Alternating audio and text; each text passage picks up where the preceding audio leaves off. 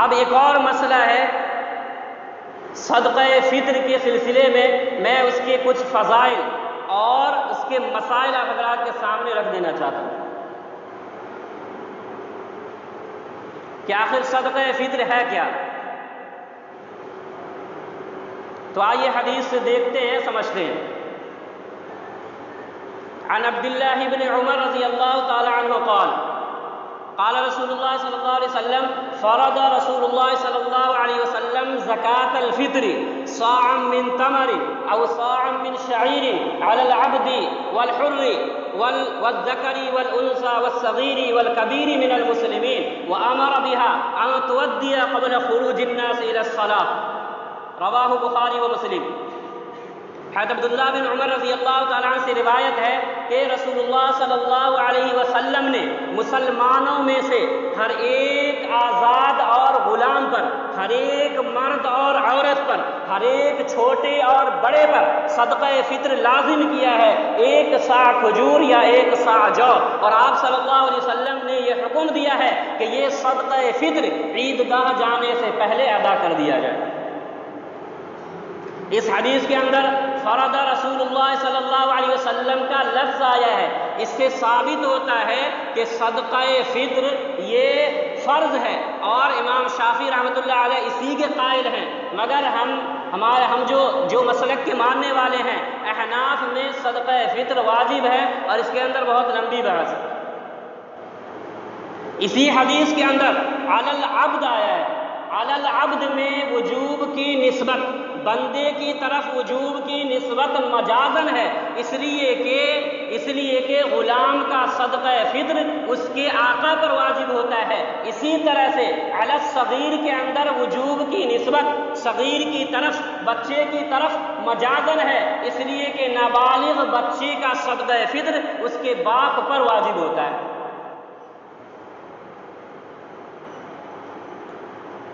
میرے دینی بھائیوں، ہر ایک بندہ، ہر ایک انسان، ہر ایک مسلمان یہ چاہتا ہے کہ وہ اللہ کی عبادت کرے، روزے رکھے، نماز پڑھے، تراویح پڑھے، قرآن کی تلاوت کرے، اللہ کا ذکر اور اللہ کے اوراد کرے. وہ چاہتا ہے کہ پورا اللہ کی رضا کے لیے کیا جائے.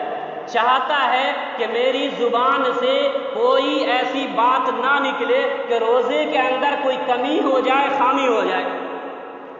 ہر روزے دار اور ہر بندہ، ہر انسان چاہتا ہے کہ میں جو عبادت کروں کسی ایسی وجہ سے کہ جو اللہ کی نافرمانی ہم نے کر دی یا کوئی ایسے گناہ کر دیے یا کوئی ایسی رذائل کر دیے کہ جس کی وجہ سے میرے روزے کے اندر اور میری عبادت کے اندر کمی آ جائے.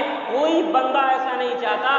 اگر کبھی زبان سے کوئی لغزش ہو جاتی ہے، کوئی الفاظ نکل جاتے ہیں تو بعد میں پچھتاوا بھی ہوتا ہے کہ ہائے میں نے کیا کر دیا، کیا ہو گیا، روزے کی حالت میں نے ایسا کر دیا. میرے دینی بھائیو، اللہ پاک کتنا مہربان ہے اپنے بندوں کے اوپر کہ اللہ پاک نے کہا کہ اگر بھول چوک سے تمہاری زبان سے اگر کوئی لغو باتیں نکل گئی ہیں اور تم روزے کی حالت میں ہو، اللہ کی عبادت کرتے ہوئے تم سے کوئی گناہ سرزد ہو گیا ہے، تو تمہیں افسوس کرنے کی ضرورت نہیں ہے. اللہ پاک نے اس کی تلافی کے لیے بھی راستہ نکال دیا ہے. آئیے حدیث سے دیکھتے ہیں. عن عبداللہ بن عباس رضی اللہ تعالی عنہ قال فرض رسول اللہ صلی اللہ علیہ وسلم زکاة الفطر طہرا للصیام عن اللغو والرفث وطعمة للمساکین. حضرت عبداللہ بن عباس رضی اللہ تعالی عنہ سے روایت ہے کہ رسول اللہ صلی اللہ علیہ وسلم نے روزوں کو فضول اور لا یعنی باتوں سے پاک صاف کرنے کے لیے، اس کے اثرات سے پاک صاف کرنے کے لیے اور مسکینوں کے کھانے کا بندوبست کرنے کے لیے اللہ کے رسول صلی اللہ علیہ وسلم نے صدقہ فطر کو واجب قرار دیا ہے کہ جو آدمی روزہ رکھتے ہوئے کوئی لغو کلام کر لے، فحش باتیں کر لے، کوئی گناہ اس سے سرزد ہو جائے تو اللہ کے نبی صلی اللہ علیہ وسلم نے فرمایا کہ اس کے یہ اثرات پاک صاف ہو جائیں گے، اس کا روزہ مکمل ہو جائے گا، اس کی عبادتیں مکمل ہو جائیں گی اور اس کی تلاوت مکمل ہو جائیں گی۔ اللہ کے نبی نے راستہ بتا دیا کہ صدقہ فطر ادا کر دو، جو تم نے لغویات کیے ہیں، جو تم نے روزے کے اندر کمی کی ہے، فحش باتیں کر گناہ کر کے، اللہ تبارک تعالیٰ اس کو پاک صاف کر دے گا اور مکمل روزے کی صورت میں عبادت کی صورت میں اللہ تبارک تعالیٰ کے یہاں نام اعمال میں تمہاری یہ عبادت، تمہارا یہ روزہ درج ہو جائے۔ تو صدقہ فطر کا دو فائدہ، ایک تو بندہ کی جو روزے کے اندر کمی ہوئی ہے اللہ پاک اس کو پاک صاف کر دے گا، اور دوسرا فائدہ یہ ہے کہ صدقہ فطر دینے کی وجہ سے جو مسکین اور غریب حضرات ہیں اس کے کھانے کا بندوبست ہو جائے گا، اور عید میں خوشیاں منانے کے لیے اس کو بھی سامان فراہم ہو جائے گا۔ یہ دو فائدے کے لیے اللہ کے نبی صلی اللہ علیہ وسلم نے اپنے امت مسلمہ کے اوپر، مسلمانوں کے اوپر صدقہ فطر کو واجب قرار دیا ہے۔ میرے دینی بھائیو، اب صدقہ فطر کن پر واجب؟ یہ مسئلہ ہے کہ صدقہ فطر کیا سارے مسلمان ادا کریں گے، یا اس میں بھی ساروں کے اوپر نہیں ہے بلکہ کچھ ہیں جن کے اوپر نصاب بنا ہوا ہے۔ جس مرد یا عورت کی ملکیت میں 7.5 تولہ سونا یعنی 88 گرام سونا، یا 52.5 تولہ چاندی یعنی 612 گرام چاندی، یا نقدی مال، یا تجارت کا مال، یا ضرورت سے زائد سامان موجود ہو، یا ان پانچوں میں سے ایک موجود ہو، یا پانچوں میں سے بعضوں کا حصہ ملا کر رقم 52.5 تولہ چاندی کی قیمت کے برابر پہنچ رہا ہو، تو ایسے مرد اور عورت پر صدقہ فطر کا ادا کرنا واجب ہے۔ اب صدقہ فطر کی ادائیگی کا وقت کیا ہے، کہ صدقہ فطر کس وقت ادا کیا جائے، اور رمضان المبارک کا کون حصہ ہے، کون عشرہ، کون گھڑی ہے جس میں ادا کیا جائے؟ تو صدقہ فطر کی ادا کرنے کا اصل وقت وہ عید الفطر کے دن عید کی نماز سے پہلے ہے، البتہ رمضان کے آخر میں عید الفطر ادا کیا جا سکتا ہے۔ اب عید الفطر کی فطرہ کی مقدار کیا ہے؟ تو کھجور، کشمش یا جو کی صورت میں ادا کیا جائے تو 1 سا، جو کہ 3.5 سیر بنتا ہے، یا گیہوں کی صورت میں ادا کیا جائے تو نصف سا، جو کہ 2.25 سیر بنتا ہے، اور جس کی صورت میں اور جس کے حساب سے ہم لوگ ادا کرتے ہیں گندم اور گیہوں کی صورت میں 2.25 سیر۔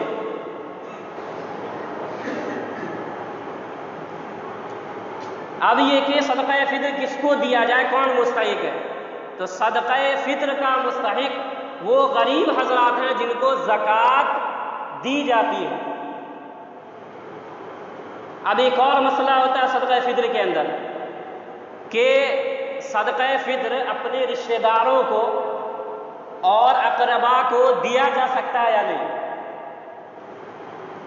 تو اس میں بھی 2 جزو ہے، 2 حصہ ہے کہ ماں باپ، دادا دادی، نانا نانی، بیٹا بیٹی، پوتا پوتی، نواسا نواسی کو صدقہ فطر دینا درست نہیں ہے۔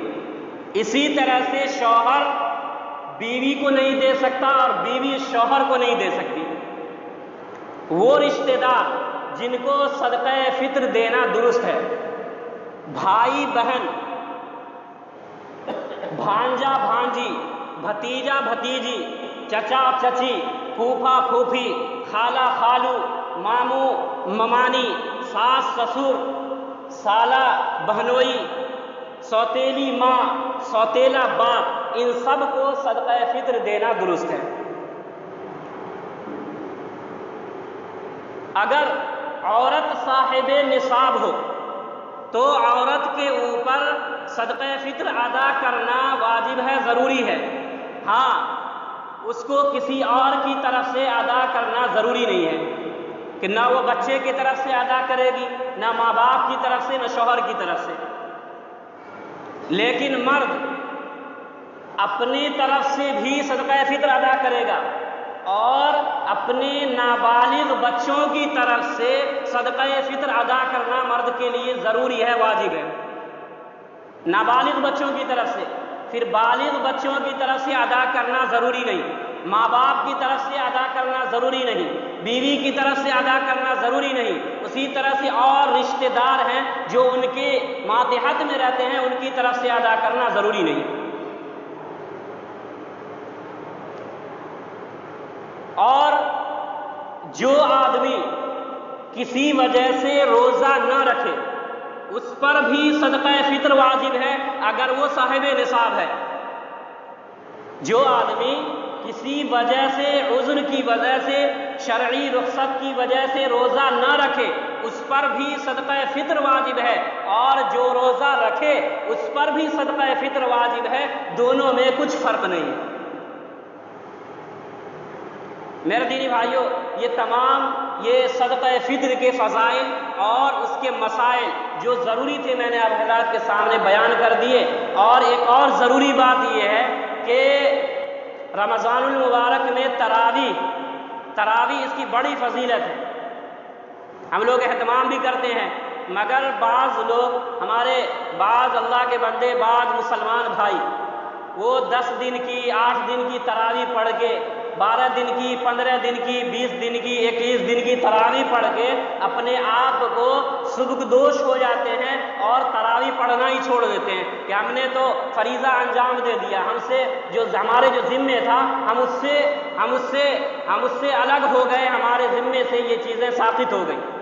ایسا نہیں ہے، بلکہ چاند نکلنے سے لے کر اور چاند نکلنے سے لے کر عید کے چاند کو دیکھنے تک تراویح پڑھنا یہ سنت ہے اور اہم سنت ہے، اور یہ بڑی فضیلت رکھتا ہے، بڑا ثواب ہے۔